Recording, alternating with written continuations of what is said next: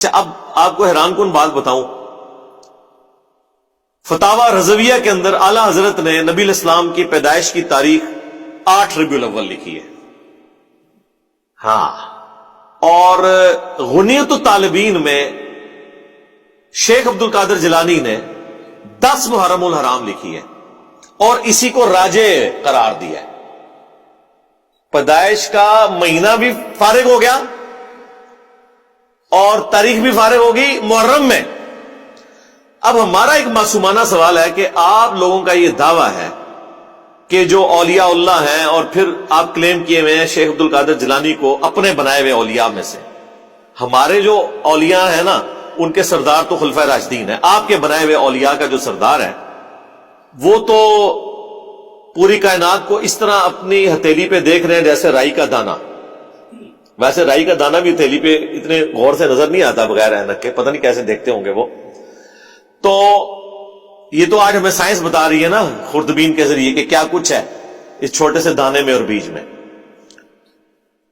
تو عبد القادر جیلانی کو اپنے نبی کی پیدائش کا نہ مہینہ پتہ لگا نہ تاریخ پتہ چلی، جو کہ حدیث کی کتابوں میں موجود تھی. دلائل النبوہ امام بیہقی کی لکھی ہوئی حدیث کی کتاب ہے. پھر سیرت میں جو سب سے اتھینٹک کتاب ہے محمد بن اسحاق کی، جس سے انہوں نے یہ روایت لی ہے، وہ دنیا میں موجود ہے. اسی کی تلخیص امام ابن ہشام نے کی. ابن اسحاق 150 ہجری میں فوت ہوئے، یہ 232 ہجری کے اندر. ابن ہشام، سیرت ابن ہشام بڑی مشہور ہے، وہ اسی کی تلخیص کی گئی. اب یہ اردو زبان میں بھی آ چکی ہوئی ہیں. ان کے اندر یہ چیزیں موجود تھی، لیکن ان لوگوں کا علم غیب تو یہاں سے فارغ کرے نا کہ ان کو تو پتہ ہی نہیں چلا. صرف علم غیب فارغ نہیں ہوگا، علم دین بھی فارغ ہوگا. کہ ہمارے بچوں کو تو پتہ ہے کہ دلائل النبوہ، اب دلائل النبوہ حدیث کی جو کتاب ہے وہ شیخ عبد القادر جیلانی کی پیدائش سے پہلے دنیا میں موجود تھی، اور سیرت ابن ہشام تو بہت ہی پرانی تھی، اور سیرت ابن اسحاق تو اس سے بھی پہلے تھی. تو یہ تو کہتے ہیں وہ بہت بڑے عالم دین تھے، تو انہوں نے یہ حدیث کی کتابیں نہیں پڑھی ہوئی تھی. اب ان کے پاس آخری اربا پتہ کیا ہوتا ہے؟ وہ ہو سکتا ہے جی ہے انہوں نے کتاب ہی نہ ہوئے.